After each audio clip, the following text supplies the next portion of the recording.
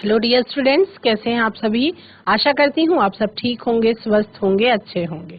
ICT virtual classroom Dehradun में आप सभी का स्वागत करती हूँ। मेरा नाम समता है। बच्चों, क्लास 12th में आपका चैप्टर चल रहा है sexual reproduction in flowering plants, पुष्पीय पौधों में लैंगिक जनन की प्रक्रिया। इस चैप्टर में आपका चैप्टर पूरा कंप्लीट हो चुका है। हम लोग एम्ब्रियो और फ्रूट तक पहुंच चुके हैं ना। तो आज की क्लास में हम फ्रूट्स के बारे में थोड़ा सा समझेंगे और उसके बाद पार्थिनोकार्पी, एपोमिक्सिस, ये दो कॉन्सेप्ट हैं जिनको आपको क्लियर करना है। तो चलेंगे स्मार्ट बोर्ड की तरफ, थोड़ा सा रिवाइज करते हुए हम बाकी के बच्चे कंटेंट को समझ लेंगे। बच्चों, जैसा कि स्क्रीन में आपको दिखाई पड़ रहा है फ्रूट का डायग्राम। इस फ्रूट के डायग्राम में आप क्या देख रहे हैं कि जो मोनोकोटिलिडन और डाइकोटिलिडन, उसके बारे में आप देख रहे हैं कौन कौन से स्ट्रक्चर पाए जाते हैं। कोटिलिडन्स कहते हैं किसको, माइक्रोपाइल कौन सा होता है, सीड कोट कैसे होता है, एंडोस्पर्म, कोटिलिडन। कोटिलिडन के अंदर क्या संरचना होती है उसको आप देख सकते हैं। अगर हम घास की बात करें, ग्रास फैमिली की बात करें, तो उसमें कोलियोप्टाइल, स्क्यूटुलम, प्लूम्यूल, रेडिकल, कोलियोराइजा दिखाई पड़ता है आपको। बात करें हम सेब की, है ना, आपका जो सेब होता है वो कैसा फ्रूट होता है। पहले ये डायग्राम सभी बच्चे बनाएंगे और उसके बाद फिर हम आगे बात करेंगे कि जैसे सीड्स में कुछ न्यूसिलस का पार्ट बच जाता है तो उसको हम क्या कहते हैं, उसको हम पेरिस्पर्म कहते हैं, ठीक है। और ओव्यूल्स की इंटेगुमेंट्स में स्मॉल पोर्स के रूप में बचा रहता है। जब सीड जर्मिनेट होते हैं तब माइक्रोपाइल से ऑक्सीजन का और वाटर ये एंटर करते हैं। जैसे जैसे सीड मैच्योर होता जाता है वाटर कंटेंट घटता जाता है ना। आप सभी ने देखा है कि सीड्स जो बीज होते हैं वो जनरली ड्राई होते हैं, है ना। तो 10-15% तक मॉइस्चर उसका बचता है और सब ज्यादातर घट जाता है। तो एम्ब्रियो की जनरल जो मेटाबॉलिक एक्टिविटी है वो स्लो हो जाती है और एम्ब्रियो एक इनएक्टिव स्टेज में आ जाता है। इसे हम कहते हैं डोरमेंसी। जब फेवरेबल कंडीशन आती है, जब अनुकूल परिस्थितियां आती हैं, तो सीड जो है वो जर्मिनेट होना शुरू करता है। अब अनुकूल परिस्थितियों में उसको क्या क्या चीज चाहिए, एडिक्वेट मॉइस्चर होना चाहिए, ऑक्सीजन और सुटेबल टेम्परेचर भी होना चाहिए। जैसे जैसे ओव्यूल्स सीड में मैच्योर होते हैं वैसे वैसे ओवरी जो है वो फ्रूट में डेवलप हो जाती है। तो ओव्यूल से सीड का बनना और ओवरी से फ्रूट का बनना, ये दोनों प्रोसेसेस साथ साथ होती हैं। ओवरी की वॉल से फ्रूट की वॉल बन जाती है जो पेरिकार्प कहलाती है। फ्रूट दोनों तरीके के होते हैं, है ना, या वो फ्लैशी भी हो सकते हैं, गूदेदार भी, जैसे आपका अमरूद हो गया, संतरा हो गया, आम हो गया। फ्रूट्स ड्राई भी हो सकते हैं, जैसे ग्राउंड नट हो गया, मस्टर्ड हो गया। तो ज्यादातर प्लांट्स में जिस समय पे फ्रूट ओवरी से डेवलप होता है उसी टाइम पे फ्लोरल पार्ट जो है वो नष्ट होकर के गिर जाते हैं। कुछ स्पीसीज जैसे एप्पल, स्ट्रॉबेरी, कैश्यू, इसमें जो फ्रूट्स हैं वो थैलेमस से बनते हैं और ऐसे फ्रूट को हम फॉल्स फ्रूट कहते हैं। ये सभी बच्चे नोट करेंगे लाइन। कुछ स्पीसीज जैसे एप्पल, स्ट्रॉबेरी, कैश्यू में थैलेमस से फ्रूट बनते हैं।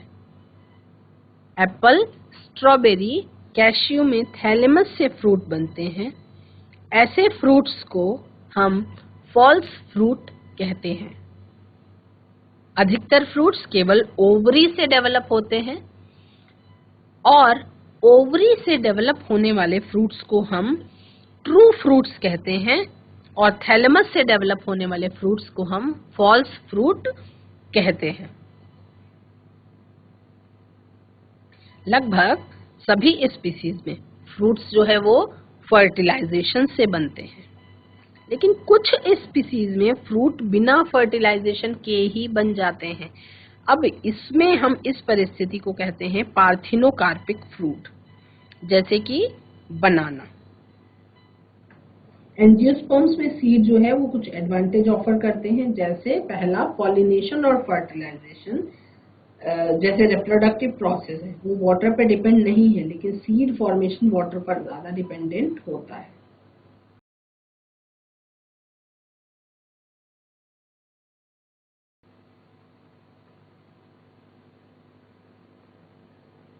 तो देखेंगे माइक्रोपाइल क्या होता है, small opening on seed coat, it facilitates entry of H2 and O2 into seeds, और इसको हम कहते हैं जर्मिनेशन। क्या कहते हैं, इसको हम कहते हैं germination. Hilum, scar on seed coat, seed coat पे जो स्कार दिखाई पड़ता है वो हाइलम वाला पॉइंट होता है। सीड दो तरीके के हो सकते हैं, एल्ब्यूमिनस और नॉन एल्ब्यूमिनस, जिसके बारे में आपसे बात पहले ही हो चुकी है। नॉन एल्ब्यूमिनस सीड्स में जिसमें एंडोस्पर्म एम्ब्रियो डेवलपमेंट के दौरान कंप्लीटली कंज्यूम हो जाता है, और एल्ब्यूमिनस सीड का मतलब है कि जिसमें एंडोस्पर्म बच जाता है लेकिन एम्ब्रियो डेवलपमेंट के दौरान पे ये कंप्लीटली कंज्यूम नहीं हो पाता है, बाद में ये सीड में यूज होता है। जब सीड की बनने की प्रोसेस हो रही होती है तो उस टाइम पे यूज होता है। पेरिस्पर्म क्या है, remnants of nucellus that is persistent like black pepper. Dormancy क्या है, स्टेट ऑफ इनएक्टिविटी, अगर बीज इनएक्टिव हो जाता है थोड़े टाइम के लिए उसको हम कहते हैं डॉर्मेंसी। अब wall of ovary develops into wall of fruits called pericarp. In true fruits, only ovary contributes in fruit formation. ये वाला लाइन आपको लिखना है, in true fruits, only ovary contributes in fruit formation by, in false fruits, thalamus also contributes in fruit formation.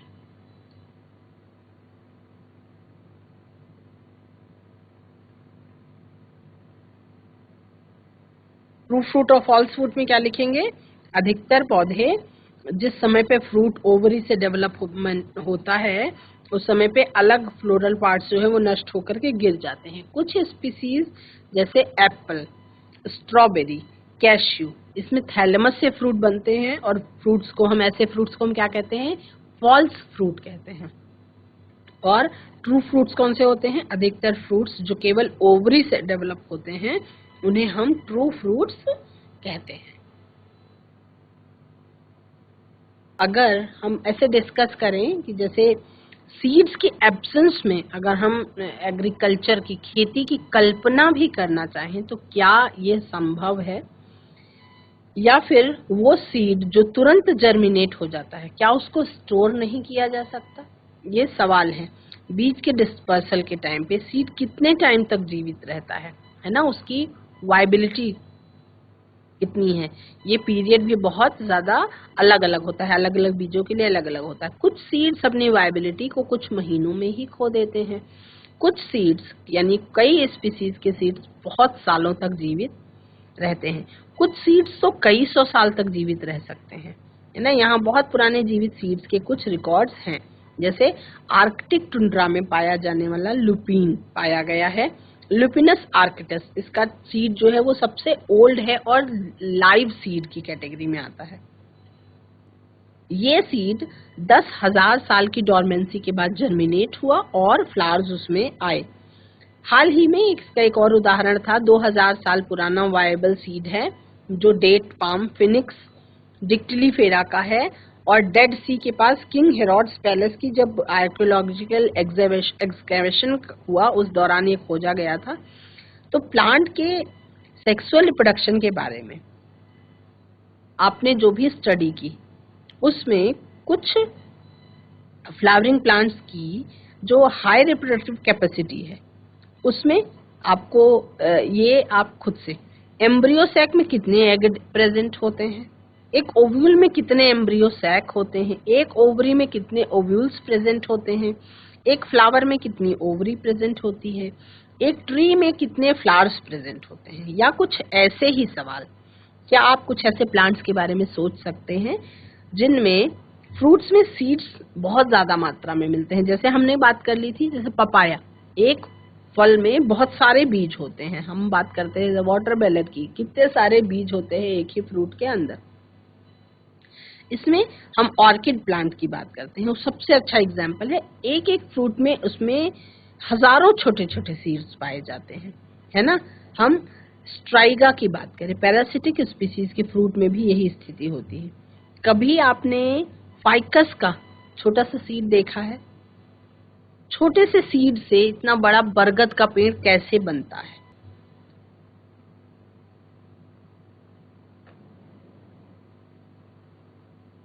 ये सब questions हैं। तो next जो टॉपिक है बच्चों आपका वो है एपोमिक्सिस। नेक्स्ट जो टॉपिक है आपका इम्पॉर्टेंट है ये है एपोमिक्सिस। एपोमिक्सिस एक्चुअल में क्या होता है ये आपको जानना है। अब आपका चैप्टर लगभग खत्म होने वाला है एकदम, है ना। 2 चीज आपको जाननी है, एपोमिक्सिस, पॉलीएम्ब्रियोनी। एपोमिक्सिस क्या होता है? आप सभी को पता है कि सीड्स का जो फॉर्मेशन है वो फर्टिलाइजेशन के फलस्वरूप होता है। फर्टिलाइजेशन होता है तभी सीड्स का फॉर्मेशन होता है। लेकिन कुछ फ्लावरिंग प्लांट्स जैसे कि एस्टरेसी और ग्रासेस में स्पेशल मैकेनिज्म डेवलप हो गई। उसमें क्या हुआ कि उसमें सीड जो है वो बिना फर्टिलाइजेशन के बन जाता है और इस प्रोसेस को हम एपोमिक्सिस कहते हैं, है ना।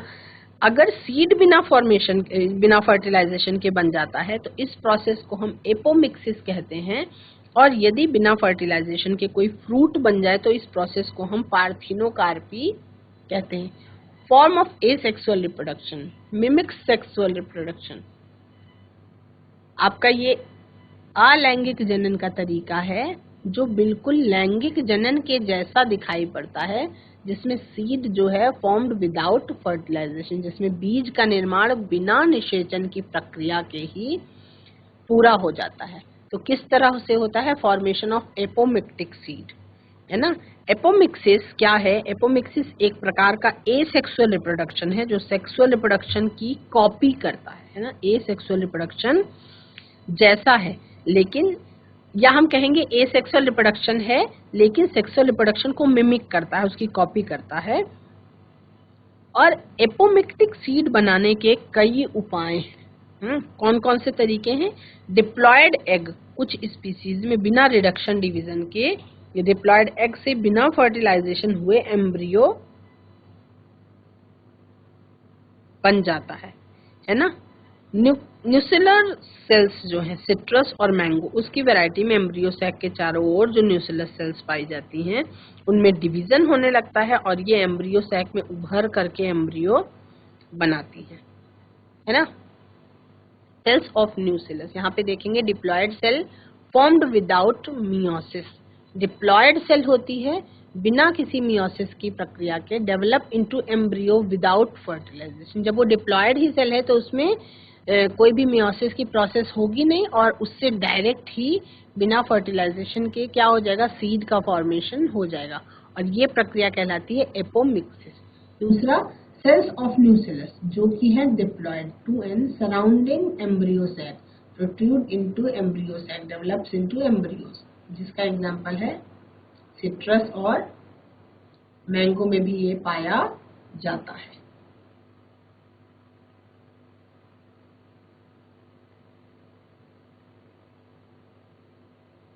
ना। तो एपोमिक्सिस में सभी बच्चे लिखेंगे, एपोमिक्सिस में सभी बच्चे लिख लेंगे।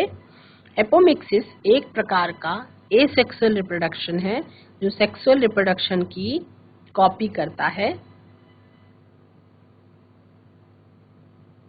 नेक्स्ट लिखेंगे एपोमिक्टिक सीड बनाने के कई उपाय हैं।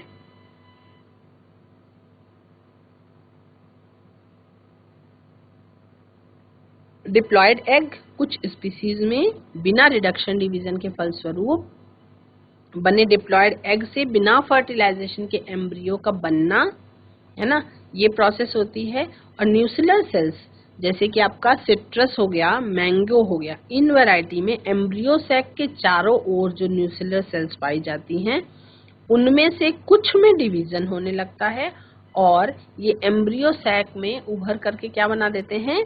एम्ब्रियो बना देते हैं। तो इस तरीके की स्पीसीज में ओव्यूल में कई एम्ब्रियो पाए जाते हैं। इस तरीके की स्पीसीज में ओव्यूल में बहुत सारे एम्ब्रियो पाए जाते हैं, है ना। अब उस प्रक्रिया को हम क्या कहते हैं? उस प्रक्रिया को हम कहते हैं पॉलीएम्ब्रियोनी। सीड में एक से अधिक एम्ब्रियो का बनना क्या कहलाता है? सीड में एक से अधिक एम्ब्रियो का बनना। आपने एपोमिक्सिस के बारे में लिख लिया। एपोमिक्सिस में आपको लिखना है form of asexual reproduction, mimic sexual reproduction, seed formed without fertilisation, जिसमें विदाउट फर्टिलाइजेशन प्रक्रिया कंप्लीट होती है। सीड के विदाउट फर्टिलाइजेशन बनने की जो प्रोसेस है उसको हम एपोमिक्सिस कहते हैं। पॉलीएम्ब्रियोनी, पॉलीएम्ब्रियोनी क्या प्रक्रिया है? Occurrence of more than one embryo in a seed, अगर एक ही बीज में एक से ज्यादा एम्ब्रियो मिले तो उन्हें हम पॉलीएम्ब्रियोनी कहते हैं। सीड में एक से अधिक एम्ब्रियो का बनना क्या कहलाता है? सीड में एक से अधिक एम्ब्रियो का बनना पॉलीएम्ब्रियोनी कहलाता है। अगर आप ऑरेंज के किसी सीड को लें, उसको मरोड़ें, है ना, थोड़ा सा तोड़ने की कोशिश करें, तो हर सीड के भीतर आपको एम्ब्रियो की शेप और साइज में जो विभिन्नता होती है वो देखने को मिल सकती है। हर सीड में आप एम्ब्रियो की नंबर ऑफ एम्ब्रियो देखें। एपोमेक्टिक एम्ब्रियो जो है उसका जेनेटिक नेचर क्या होगा? क्या इन्हें क्लोन्स कहा जा सकता है? हाँ, जो एपोमेक्टिक एम्ब्रियो है उसको हम क्लोन कह सकते हैं। जो एपोमेक्टिक एम्ब्रियो है उसमें without any type of sexual reproduction seed का फॉर्मेशन विदाउट एनी फर्टिलाइजेशन हो जाता है, तो उसको हम क्लोन्स कह सकते हैं। तो इस तरह से फूड और वेजिटेबल की जो हाइब्रिड वैरायटीज को बहुत बड़ी मात्रा में उगाया जाता है। हाइब्रिड वैरायटीज से प्रोडक्टिविटी को बहुत ज्यादा बढ़ाया जा सकता है। हाइब्रिड सीड्स की बस एक यही प्रॉब्लम है कि इसे हर साल प्रोड्यूस करना पड़ता है ना। हाइब्रिड सीड्स को बोने के बाद, है ना, ध्यान भी देना पड़ता है, नहीं तो वो अपनी विशिष्टता को खो देते हैं। हाइब्रिड सीड्स जो हैं वो कॉस्टली होते हैं, है ना, उसके लिए फार्मर को काफी महंगे पड़ते हैं, क्योंकि उसके लिए इस तरह से स्पेशल तरीके से हाइब्रिडाइजेशन कराना पड़ता है ना। तो जहाँ पर एफर्ट्स ज्यादा हैं वो सीड्स की जो रेट है वो महंगे हो जाते हैं। तो अगर इन हाइब्रिड सीड्स को हम एपोमिक्सिस के द्वारा बनाएंगे तो क्या होगा? हाइब्रिड प्रोजेनी में कैरेक्टर का कोई भी सेग्रीगेशन नहीं होगा, तो वहां पे एपोमिक्सिस को हम अप्लाई कर सकते हैं। फार्मर्स अगर इन सीड्स को साल दर साल उगा सकते हैं तो हर साल बीज खरीदने की जरूरत भी नहीं पड़ेगी। हाइब्रिड सीड इंडस्ट्री में जो एपोमिक्सिस है ये बहुत महत्वपूर्ण है ना। इसलिए एपोमिक्सिस की जेनेटिक्स को समझने के लिए लेबोरेटरीज में रिसर्च ऑलरेडी हो रही है, researches are going on, important researches, ताकि हम क्या कर सके कि एपोमेक्टिक जीन्स को हाइब्रिड वैरायटीज में ट्रांसफर किया जा सके। इस चैप्टर में आपने क्या क्या पढ़ा? इस चैप्टर में आपने सबसे पहले पढ़ा कि एंजियोस्पर्म्स यानी कि पुष्पीय पौधे जो हैं उनके पार्ट्स, जो सेक्सुअल रिप्रोडक्शन का पार्ट है फ्लावर, उसके बारे में आपने पढ़ा। फ्लावर प्री फर्टिलाइजेशन इवेंट्स में आपने फ्लावर के मेल रिप्रोडक्टिव ऑर्गन के बारे में यानी कि स्टेमन के बारे में पढ़ा। उसमें आपने माइक्रोस्पोरेंजियम के बारे में पढ़ा और पढ़ा आपने कि कैसे पॉलन ग्रेन का निर्माण हो जाता है। माइक्रोस्पोरोजेनेसिस की प्रोसेस के द्वारा पॉलन ग्रेन का निर्माण हो जाता है। उसके बाद आपने पॉलन ग्रेन की पूरी स्ट्रक्चर के बारे में पढ़ लिया, है ना। एक जस्ट रिवीजन हो रहा है। पॉलन ग्रेन के स्ट्रक्चर के बारे में पढ़ने के बाद आपने मेल रिप्रोडक्टिव ऑर्गन कंप्लीट हो गया जिससे मेल गैमेटोफाइट का निर्माण हो गया था, दैट इज पॉलन ग्रेन।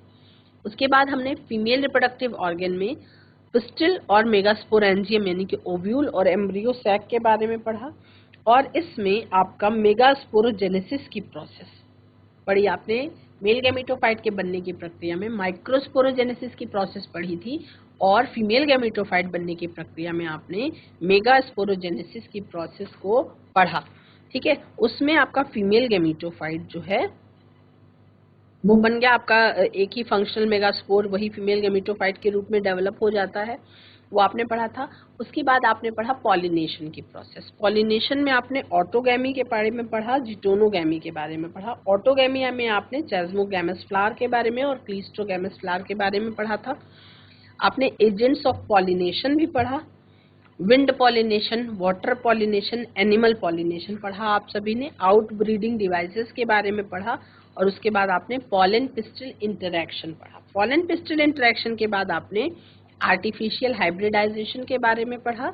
आपने इस चैप्टर में डबल फर्टिलाइजेशन के बारे में पढ़ा जो कि बहुत ज्यादा इम्पोर्टेंट, मतलब मोस्ट इम्पोर्टेंट कॉन्सेप्ट जो है वो आपका डबल फर्टिलाइजेशन वाला है। ये बहुत बार एग्जाम में पूछा गया है और जिन बच्चों को समझ में नहीं आया होता है वो एग्जाम में हमेशा ही कंफ्यूज होते हैं और गलत लिखते हैं। तो आप इसको समझेंगे अच्छी तरह से। बता चुकी हूँ मैं आपको कि किस तरह से इसमें 2 बार फर्टिलाइजेशन होती है। जब आप ध्यान से जैसे ही आप देख रहे हैं, है ना, तो माइक्रोपाइलर एंड से जब पॉलन ट्यूब एंटर करती है सिनर्जिड के बाद, पॉलन ट्यूब साइटोप्लाज्म में 2 मेल गैमीट्स छोड़ती है ना। इसमें से एक मेल गैमीट जो है वो एग सेल से फ्यूज हो जाता है और दूसरा मेल गैमीट जो है वो पोलर न्यूक्लियस से जाके फ्यूज हो जाता है। तो एक में ट्रिपल फ्यूजन होता है और एक में क्या होता है, सिनगैमी होती है। तो ट्रिपल फ्यूजन जो सिनगैमी है उससे डबल डिप्लॉयड सेल जाइगोट बन जाता है और जो ट्रिपल फ्यूजन है उससे आपका 3 हैप्लॉयड न्यूक्लियाई बन जाते हैं, है ना। तो इसको हम क्या कहते हैं, डबल फर्टिलाइजेशन। उसके बाद आपने पोस्ट फर्टिलाइजेशन इवेंट्स में एंडोस्पर्म के बारे में पढ़ा, एम्ब्रियो के बारे में पढ़ा, आपने सीड के बारे में पढ़ा, कितने प्रकार के होते हैं। आपने ट्रू फ्रूट्स और फॉल्स फ्रूट्स के बारे में पढ़ा, आपने पार्थिनोकार्पिक फ्रूट के बारे में पढ़ा, जिसमें जिसमें फ्रूट जो है बिना किसी फर्टिलाइजेशन के ही अगर बन जाते हैं तो पार्थिनोकार्पिक फ्रूट कहलाते हैं। कुछ ऐसे फ्रूट्स जो ओवरी से ना बन करके थैलेमस से फ्रूट के रूप में डेवलप होते हैं वो फॉल्स फ्रूट्स कहलाते हैं। कुछ फ्रूट्स जो केवल ओवरी से ही डेवलप हो जाते हैं वो ट्रू फ्रूट्स कहलाते हैं। तो ये आप सभी ने जाना। अब ये चैप्टर आपका हो गया बच्चों कंप्लीट। पॉली एम्ब्रियोनी और एपोमिक्सिस, ये लास्ट का आपका पॉइंट्स था। एपोमिक्सिस के कॉन्सेप्ट में ये है कि जो भी सीड बिना फर्टिलाइजेशन के बन जाएगा उस प्रोसेस को हम एपोमिक्सिस कहते हैं, है ना। जब फ्रूट्स बिना फर्टिलाइजेशन के बनते हैं तो इस प्रोसेस को हम कहते हैं पार्थिनोकार्पी, और जब सीड बिना फर्टिलाइजेशन के बन जाता है तो उस प्रोसेस को हम कहते हैं एपोमिक्सिस। ये सभी बच्चे नोट करेंगे। Occurrence of more than one embryo in a seed, it is polyembryony, often associated with apomixis. Apomixis के साथ ही ज्यादातर एसोसिएट होता है ये। जिसका एग्जाम्पल है आपका ग्राउंड सिट्रस और ग्राउंड नट, सिट्रस और ग्राउंड नट।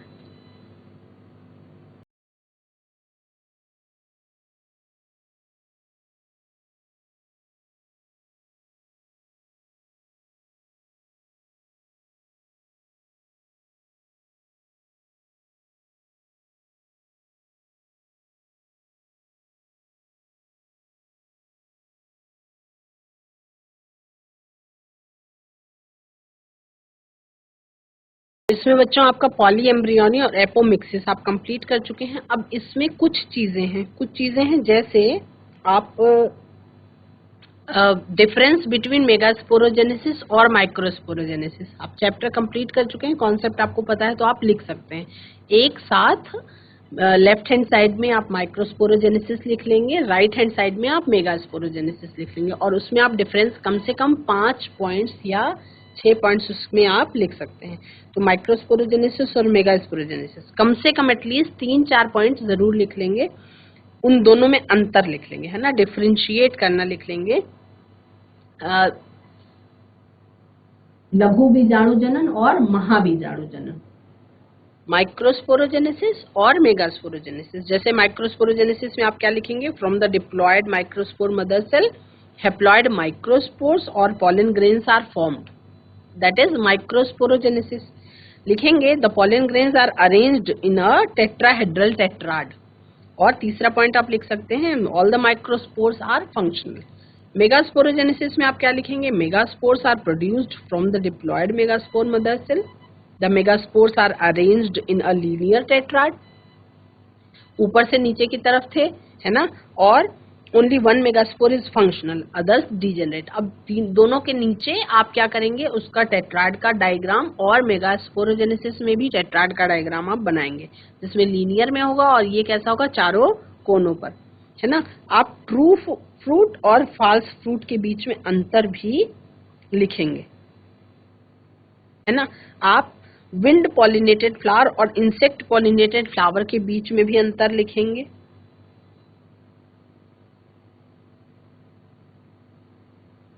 आप डबल फर्टिलाइजेशन के बारे में लिखेंगे।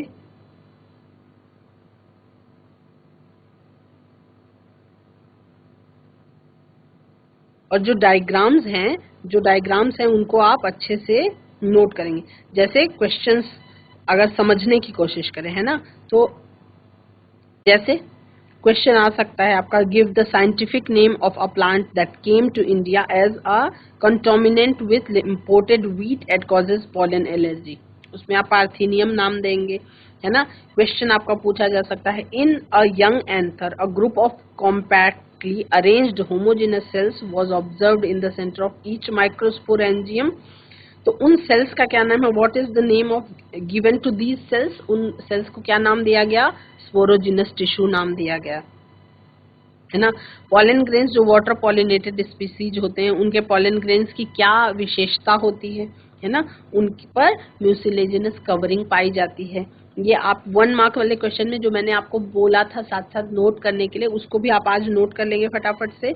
आप देखेंगे क्वेश्चन आ सकता है, in the same species of Asteraceae grasses के बारे में, seeds are formed without the fusion of gametes, जहाँ पे गैमीट्स के फ्यूजन के बिना ही सीड का फॉर्मेशन हो रहा हो। इस साइंटिफिक टर्म को हम क्या कहते हैं, हम उसको कहते हैं एपोमिक्सिस, है ना, वो नोट करेंगे आप। इस तरह से बहुत सारे क्वेश्चंस आपके निकल के आते हैं, है ना। पहले कॉन्सेप्ट आपको समझ में आ गया, अलग अलग आप क्वेश्चंस भी नोट कर सकते हैं। जैसे पार्थिनोकार्पी, पार्थिनोकार्पी को आप लिख सकते हैं, parthenocarpy is the production and development of seedless fruit. Parthenocarpy का मतलब क्या हुआ, ऐसे फ्रूट्स का डेवलपमेंट हो जाना जहाँ पे सीड नहीं होते। बहुत सारे फ्रूट्स ऐसे होते हैं जिनमें सीड्स प्रेजेंट नहीं होते हैं। जैसे एग्जाम्पल के तौर पे कौन से फ्रूट में सीड नहीं होता, तो हम सबसे पहले बनाना ही लिखेंगे। बनाना जो है वो पार्थिनोकार्पी का सबसे अच्छा एग्जाम्पल है। आपको स्पोरोपोलेनिन के बारे में टिप्पणी लिखना है, शॉर्ट नोट्स। स्पोरोपोलेनिन आप 1 लाइन से लेके कम से कम 10 लाइन तक स्पोरोपोलेनिन के बारे में लिख सकते हैं। तो उस तरह से आप पॉली एम्ब्रियोनी, जैसे पॉली एम्ब्रियोनी है occurrence of more than 1 embryo in a seed often associated with apomixis, apomixis के साथ ही जनरली पाया जाता है। तो पॉली एम्ब्रियोनी में अगर आप उसको परिभाषा लिखना चाहें तो पॉली एम्ब्रियोनी में कैसे लिखेंगे, poly embryony is the process of formation of more than 1 embryo during the formation of seed. यानी एक सीड के फॉर्मेशन के टाइम पे अगर एक से ज्यादा एम्ब्रियो का डेवलपमेंट हो जाए तो उसे हम पॉली एम्ब्रियोनी कहते हैं। उसके बाद अलग अलग जो इसके एग्जाम्पल्स हैं, विंड पॉलिनेशन में, वाटर पॉलिनेशन में, इसमें वेलिस्नेरिया, बोगेनवेलिया, है ना। वेलिस्नेरिया में आप हाइड्रोफिली लिखेंगे, वाटर पॉलिनेशन वाला। बोगेनवेलिया में आप एंटोमोफिली लिखेंगे, कीट परागण, है ना। अगर हैप्लॉइड न्यूक्लियर और हैप्लॉइड सेल्स प्रेजेंट है गेमेटोफाइट में तो वो कौन सा स्ट्रक्चर है, 8 haploid nuclei and 7 haploid cells, वो भी आप लिखेंगे। बैट पॉलिनेटेड वाला फ्लावर,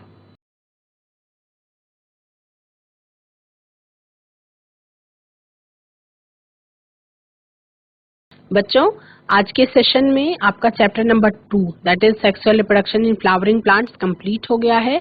इसके सारे कॉन्सेप्ट आपके क्लियर हो चुके हैं। लास्ट में कुछ क्वेश्चंस भी मैंने आपको बताया कि किस तरह से एक एक नंबर में या एमसीक्यूज में पूछे जा सकते हैं।